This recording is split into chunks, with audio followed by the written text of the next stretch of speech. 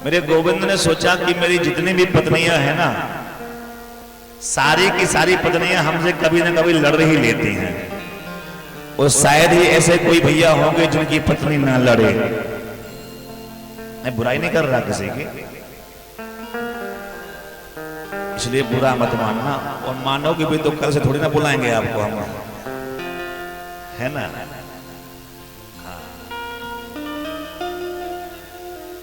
तो कन्हैया ने सोचा कि सारी की सारी पत्नियां हमसे कभी ना कभी झगड़ ही जाती हैं, इसमें सतरामा की तो बात ही निराली है, वो तो बात बात पर हमसे चिढ़ जाती है। लेकिन मेरे गोविंद ने सोचा कि आज तक सारी की सारी पत्नियां हमसे लड़ती रही, लेकिन आज तक रुक्मणी जी ने हमसे कभी क्रोध नहीं किया।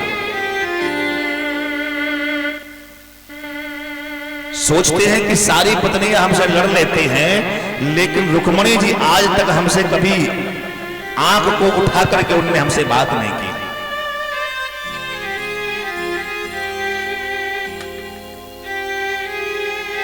महाराज, चर्चाएं भी केवल दो व्यक्तियों की होती हैं, या तो अच्छे की या फिर बुरे की।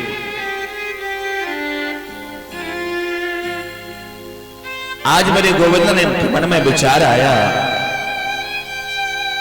कि जामवती भी कभी कभी थोड़ा गुस्सा हो जाती है, सतरामा भी हो जाती है, लक्ष्मणा, नंदजी, भद्रा, लक्ष्मणा सब लोग हमसे क्रोध करते हैं, लेकिन आज तक का समय है कि जिस दिन से मैं रुक्मणी का विवाह करके इस वर के लाया हूं, वादन पे आज तक इसके चेहरे पर मैंने सुकुड़न तक नहीं देखी। गुस्से की तो बहुत बड़ी बात है। महाराज, मेरे गोविंद तो नटखट हैं, आज उनके मन में ऐसे भाव आ रहे हैं कि क्यों ना आज हम एक विचार करें कि जब हमारी परम प्रिय भार्या रुक्मणी जी हंसते हुए इतनी सुंदर लगती है, जरा आज मेरा मन कर रहा है कि मुझे देखना है कि गुस्से में कितनी सुंदर लगती हो।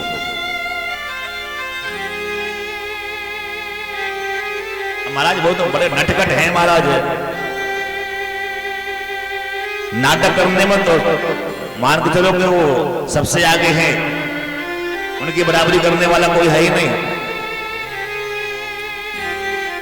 सुखदेव भगवान कहते राजा परीक्षित, आज मेरे गोविंद अपने उस दूध के फेन से भी कोमल सैया पर विराजमान थे, और उस सैया पर मेरे गोविंद लेटे हुए हैं, पैर के ऊपर पैर रखे हुए हैं। उस झांकी का आप आनंद लीजिए भैया, अपने मन में उस झांकी का दर्शन करें। जब मेरे गोविंद अपने एक पैर के ऊपर पैर को रख करके अपना एक हाथ अपने मस्तक पर रखे हुए, मतलब एक सोच चिंता मुद्रा में लेटे हुए थे। जब चिंता मुद्रा में मेरे गोविंद विश्राम कर रहे हैं, उसी समय रुक्मणी जी मेरे गोविंद के लिए भोजन का एक थार लेकर के आती हैं, और भोजन का थार लेकर के जब आई मेरे गोविंद के पैरों के पास खड़ी हो गई,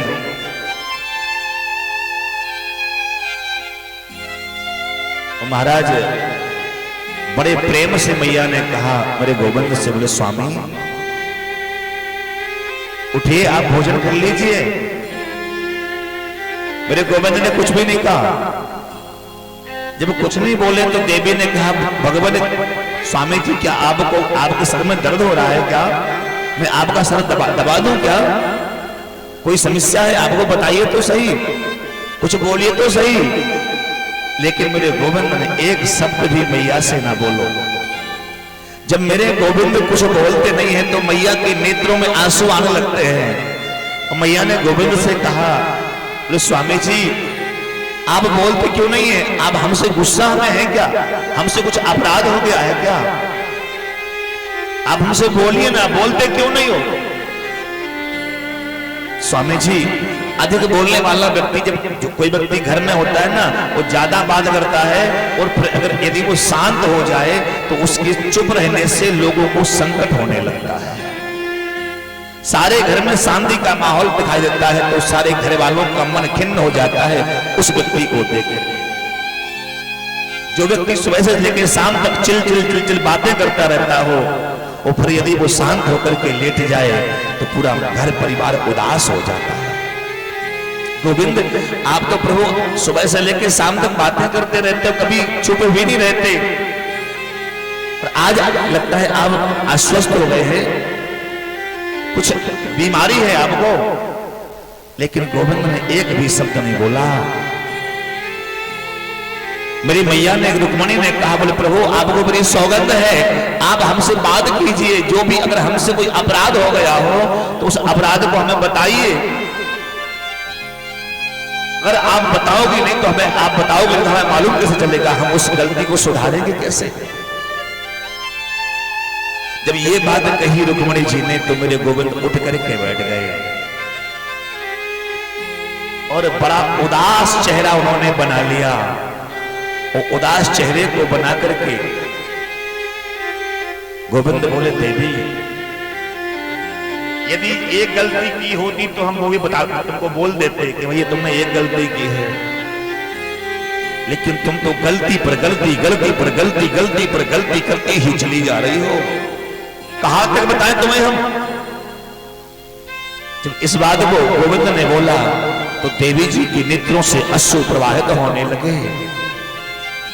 उस देवी ने कहा, भगवान मैं एक अधम जाति में जन्मी हुई नारी हूं, आप महान हैं, करुणा निधान है गोविंद, आप इस दासी की अपराधों को क्षमा करते चले आ रहे हो, इतने समय से आपने मुझे बताया नहीं।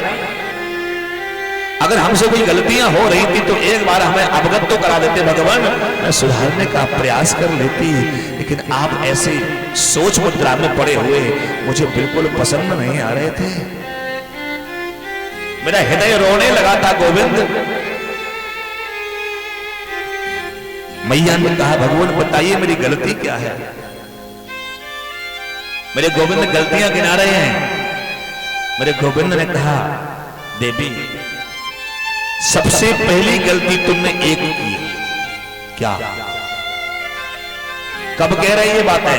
जब 10 साल विवाह को हो गए तब बात कर रहे अपनी पत्नी से। कह रहे देवी सबसे पहली गलती तो तुमने ये की है कि तुमने हमसे विवाह किया। तुम्हें हमसे विवाह नहीं करना चाहिए था। एक से एक महान राजकुमार तुम्हारी प्रतीक्षा कर रहे थे कि तुम कब आकर के उनके गले में वरमाला पहना दो, लेकिन देवी तुमने ये बहुत बड़ी गलती की है जो तुमने हमसे विवाह किया है। देवी तुम अब हमसे ये कहोगे कन्हैया हमने तुमसे इसलिए विवाह कर लिया था, हम तुमसे विवाह कभी नहीं करते, लेकिन वो तो हमने तुमसे इसलिए विवाह कर लिया है कि आप बहुत बलशाली हैं। तो देवी ये गलती तुमने दूसरी गलती की है। अगर हम बलशाली होते ना तो हम डर के मारे कोने में छुपते हुए ना भागते। मेरा जन्म जेल में हुआ था, रातों रात कंस के भय से मुझे गोकुल जाना पड़ा। जब मैं गोकुल पहुंच गया तो वहां पर भी मैं चैन से नहीं रह सका, डर के मारे वृंदावन आया। वृंदावन से फिर पुनः मथुरा आया। वो मथुरा में जरासंध के भय से आज मैं इस द्वारकापुरी में निवास करता हूं। देवी अब आप हमसे ये कहोगे कि महाराज हम तो आपसे विवाह नहीं करते, लेकिन इसलिए विवाह कर लिया है मैंने आपसे कि आप कि जो संबंधी हैं, मिलने वाले हैं, वो बहुत धनवान हैं। देवी ये दूसरी गलती, तीसरी गलती तुमने की है। सच बात तो ये है देवी कि संसार में हमारा कोई मित्र है ही नहीं, और जो मित्र हैं भी ना वो धनवान एक भी नहीं है, सब नंगे फुक्के हैं। जो अमीर लोग हैं ना, जो बड़ी प्रॉपर्टी वाले व्यक्ति हैं ना, वो हमारे कभी मित्र नहीं बन सकते। हमारे मित्र कौन होते हैं? जिनके पास सुबह का भोजन नहीं है, शाम का भोजन नहीं है, जिन्हें कुछ काम धाम तो है ना है, सुबह से लेकर बस चिमटा बजा रहे सीताराम सीताराम सीताराम सीताराम। यही हमारे मित्र हैं। बड़े बड़े प्रॉपर्टी वाला मेरा कोई मित्र हो ही नहीं सकता। देवी तुमने तीसरी गलती ये कर दी। अब तुम ये कहोगी हमसे कि गोविंद मैं तुमसे विवाह ना करती, लेकिन इसलिए तो तुमसे विवाह कर लिया कि तुम बड़े बाप के बेटे हो, बड़े खानदान के बेटे हो। तो देवी तुमने तीसरी गलती ये भी कर दी है।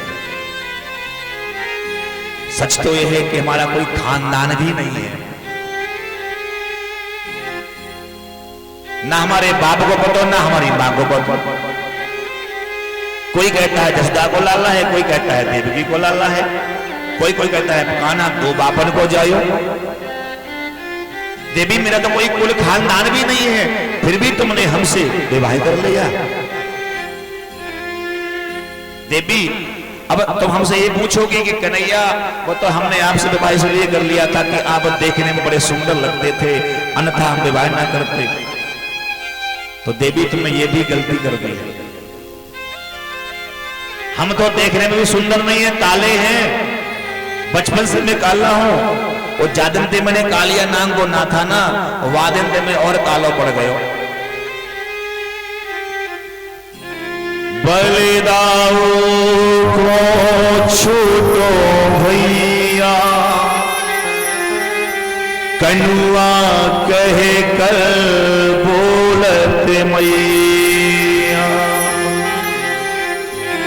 हमारी तो मां भी हमसे कनुआ कनुआ कहती, मतलब सुंदर भी ना है देवी, फिर भी आपने हमसे विवाह कर लिया। मेरे गोविंद ने छोटी सी नेक सी आंख खोल करके देखा उसके चेहरे पर कि क्या इसके चेहरे पर गुस्सा आया कि नहीं आया। इतनी सारी बातें गोविंद ने देव उसको सुना दी रुक्मणी को।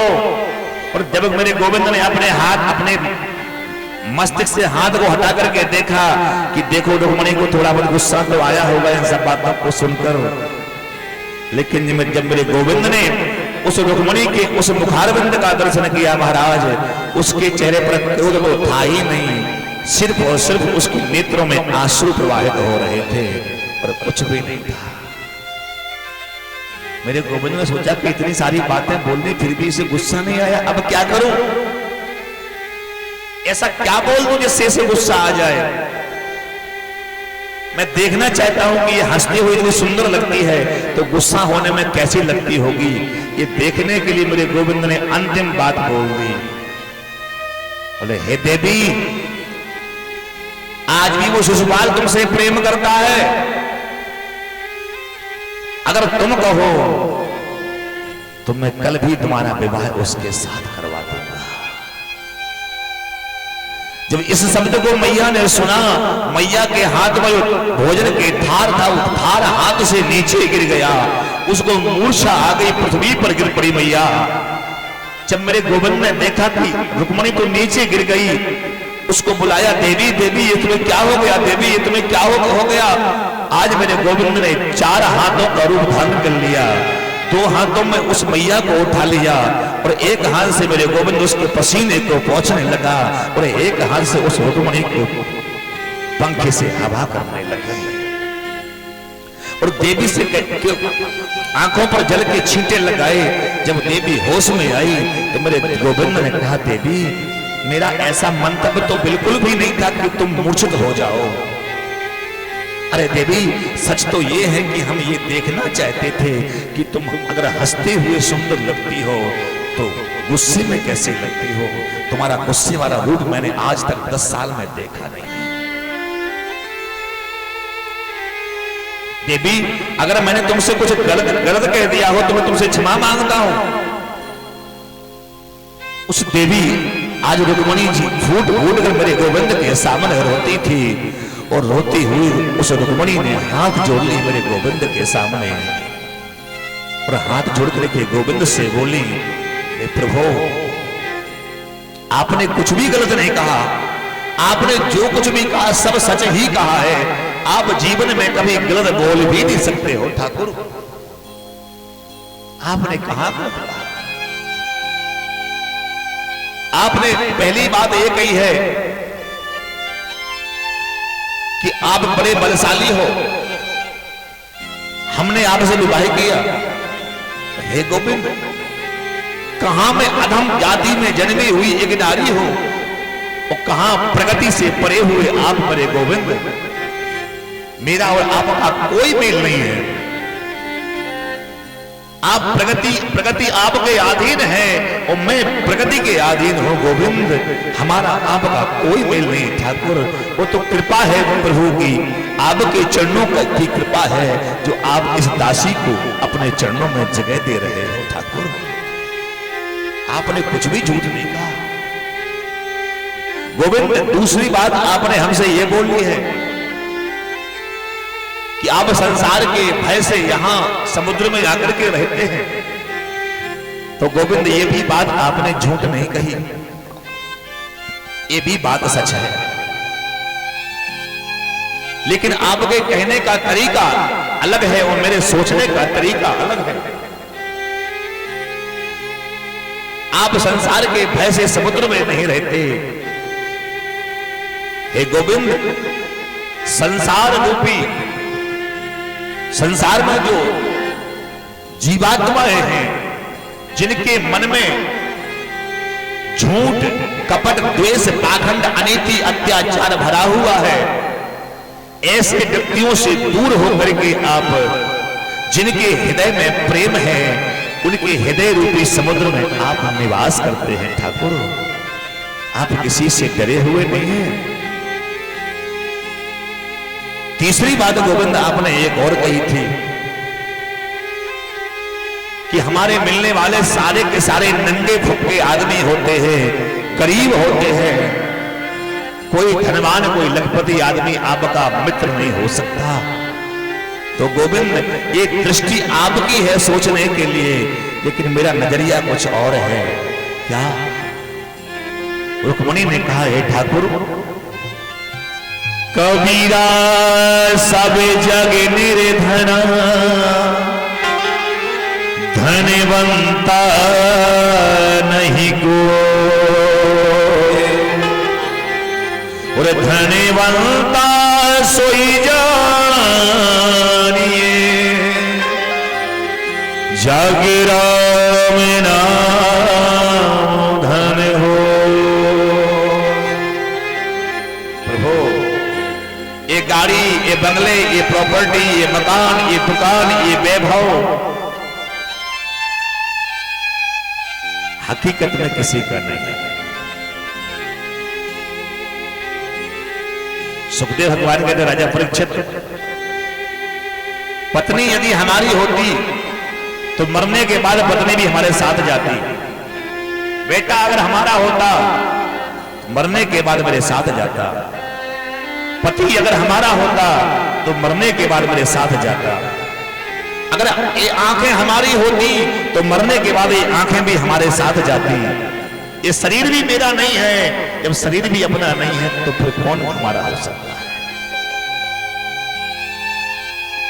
जब तक संसार में रहना है मुझे अपनी पत्नी का धर्म भी निभाना है, अपने पुत्रों का धर्म भी निभाना है, अपने परिवार का धर्म भी निभाना है, ये भी जरूरी है। लेकिन सब कुछ वही है मेरे लिए, ये गलत बात है। पत्नी मेरी है, पति मेरा है, बच्चे मेरे हैं, परिवार मेरा है, लेकिन सब कुछ वही है, ये सोच गलत है। वो सब कुछ नहीं हो सकता। सुखदेव भगवान कहते, राजा परीक्षित, मान के चलो कि आप झांसी से मथुरा जा रहे हैं।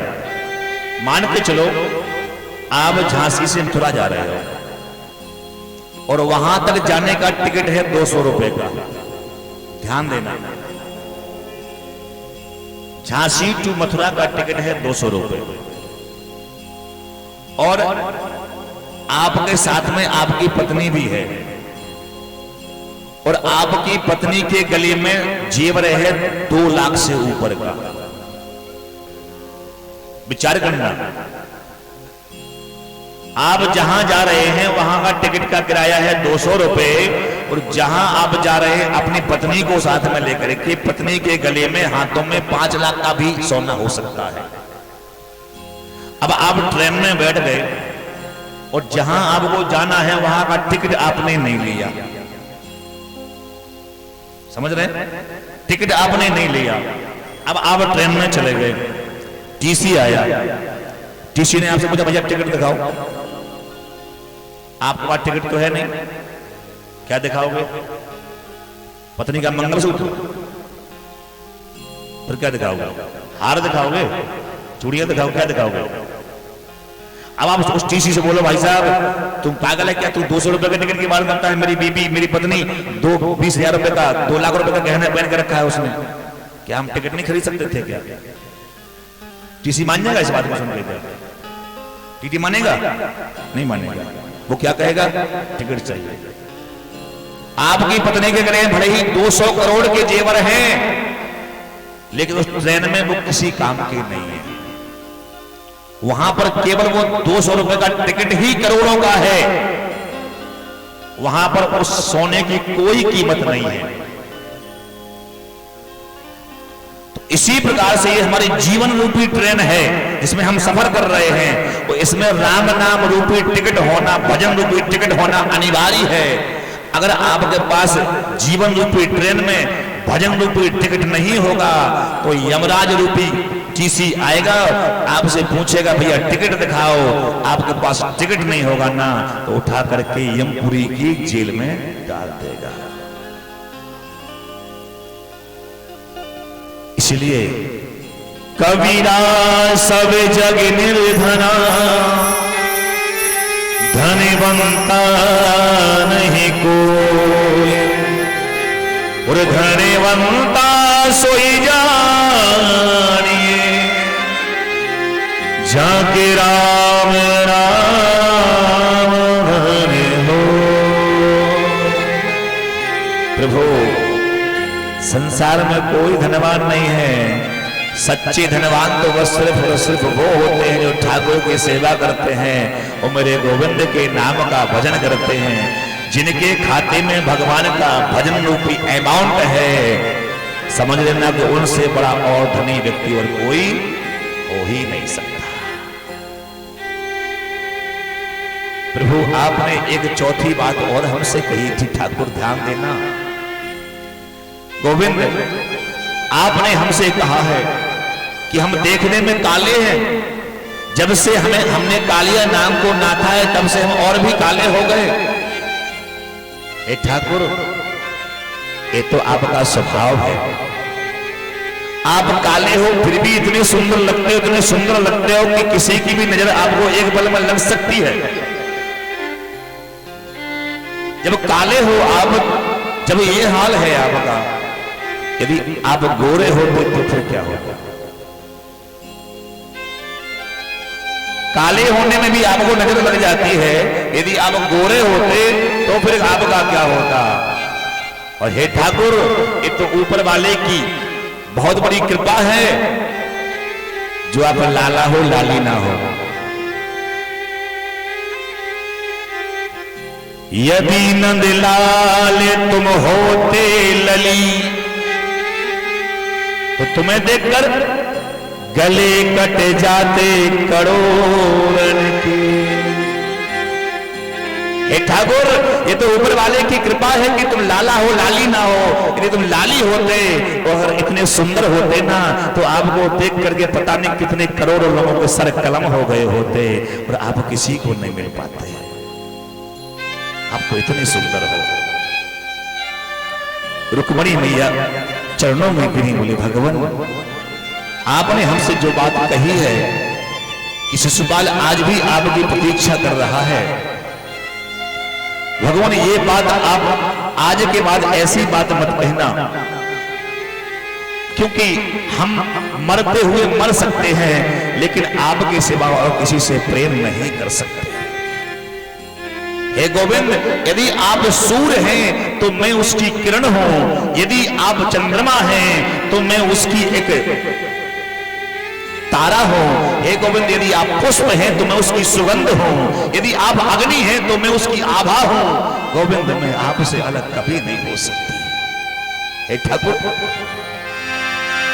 तू सूरज में सूरजमुखी हो पिया, न देखो तुझे तो खिले ना जिया। तू सूरज में सूरजमुखी हो पिया, न देखो तुझे तो खिले ना जिया। तेरे रंग में रंगी मेरे दिल की कली, तेरे रंग में रंगी मेरे दिल की कली। खिला जो मेरा दिल सारी बगिया खिली, खिला जो मेरा दिल सारी बगिया खिली, खिला जो मेरा दिल सारी बगिया खिली।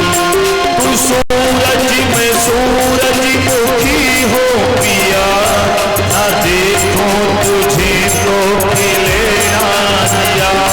तू सूरज में सूरजमुखी हो पिया,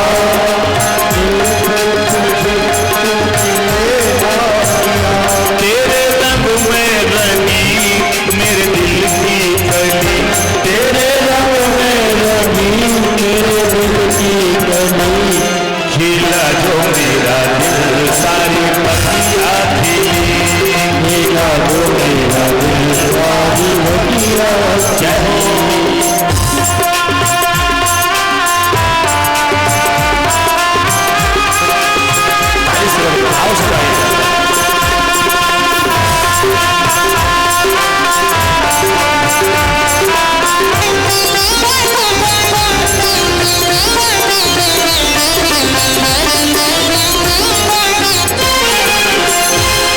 कभी जो न बिछड़े वो साथी हूँ मैं, तू मेरा दिया तेरी बाती हूँ मैं। कभी जो न बिछड़े वो साथी हूँ मैं, तू मेरा दिया तेरी बाती हूँ मैं। कभी जो न बिछड़े वो साथी हूँ मैं, साथी हूँ मैं। कभी जो न बिछड़े वो साथी हूँ मैं, तू मेरा दिया तेरी बाती हूँ मैं। कभी जो न बिछड़े वो साथी हूँ मैं, तू मेरा दिया तेरी बाती हूँ मैं।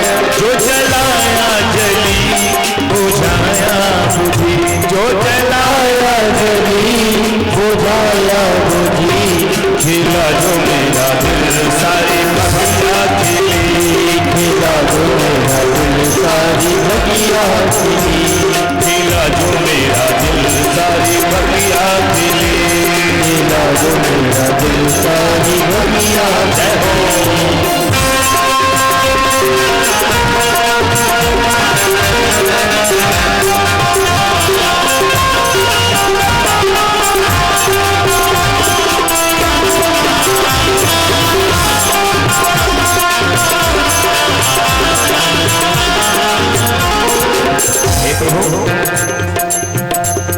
ये कैसा अनोखा है बंधन सजन, बिना डोर के बंध गया मेरा मन।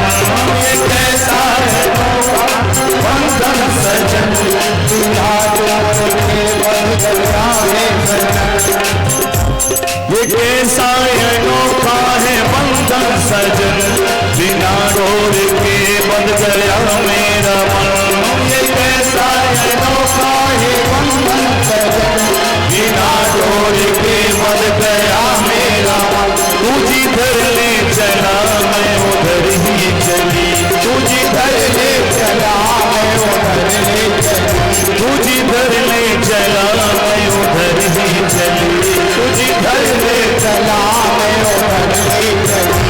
खिला जो मेरा दिल सारी बगिया खिली, खिला जो मेरा दिल सारी बगिया खिली, खिला जो मेरा दिल सारी बगिया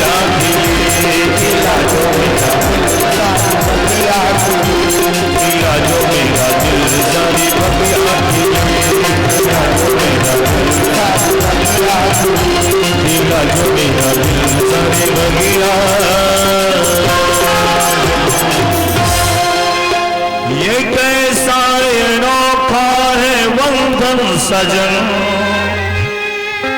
बिना डोर के बंध गया मेरा मन।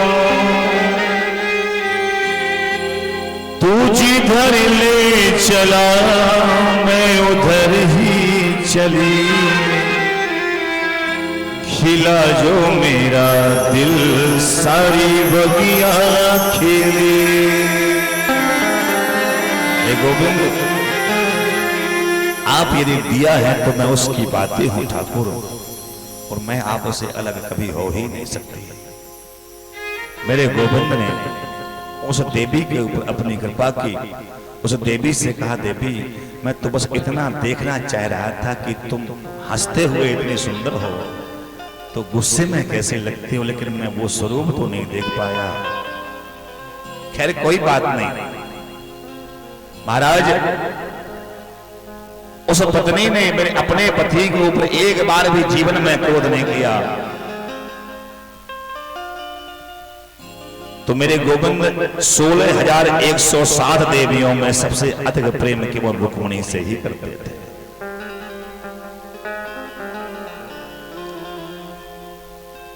इसीलिए आज मेरे गोविंद ने कृपा की, प्रद्युम्न के जो प्रद्युम्न जी हैं, प्रद्युम्न का एक पुत्र हुआ जिसका नाम है अनिरुद्ध। एक बार अनिरुद्ध जी अपने महलों में घूम रहे थे, उसी समय की बात है कि एक समय एक दैत्य हुआ। जो दैत्य बहुत ही बड़ा प्रतापी था, बहुत उसके पास विद्याएं थी, और उन विद्याओं के साथ में वह बड़ा ही बलिष्ठ हो रहा था, और अपने देश में, अपने राज्य में जहां कहीं भी धर्म का प्रचार प्रसार हो रहा है, वहां पर उसको वह नष्ट करने का प्रयास करता था, जिसका नाम है बाणासुर। बाणासुर में 10,000 हाथियों का बल। एक बार तो बाणासुर ने भगवान शिव की तपस्या करते करते जब भगवान शिव प्रसन्न नहीं हुए तो उसने नर्मदा नदी के वेग को रोक लिया। जब उथल पुथल मचने लगी तो भगवान शिव ने को प्रकट होना पड़ा। भगवान शिव ने प्रकट होकर के उसे वरदान दिया कि जाओ, तुम्हें कोई पराजित नहीं कर सकता। एक ध्वजा पकड़ा दी उसको, झंडा, और ध्वजा देकर के कहा कि हे बाणासुर, जब तक ये ध्वजा झुकेगी नहीं तब तक तुम्हें कोई मारने वाला व्यक्ति पैदा नहीं हो सकता। वह बाणासुर उस ध्वजा को लेकर के अपने महल पर आकर के लगा दिया, उस ध्वजा को अपने घर में प्रवेश किया। इस बाणासुर की एक बिटिया है जिसका नाम है ऊषा। ये ऊषा एक दिन अपने कमरे में, अपने कक्ष में शयन कर रही थी, विश्राम कर रही थी। एक दिन से स्वप्न आया और स्वप्न में कोई एक पुरुष की आकृति उसे दृष्टिगत हुई। तो जब पुरुष की दृष्टि उसे दृष्टिगत होती है एक आकृति, तो उसने सुबह सुबह आकर के अपनी सहेली, अपने मंत्री की बिटिया जिसका नाम है चित्रलेखा, उससे कहा, बोले बहन, आज सपने में मुझे एक कोई पुरुष का दर्शन हुआ है, और वो इतना मनभावन पुरुष है, इतना मनभावन पुरुष है कि उसे बस देख करके अब हमें ये नहीं लगता कि हमें किसी और वर की खोज करनी होगी। मेरे मन में वो इतना बस गया है कि अंतःकरण में मेरी सांस और सांस में केवल उसी का चित्र चल रहा है। और बहना, यदि तुम वास्तव में हमारी सहेली,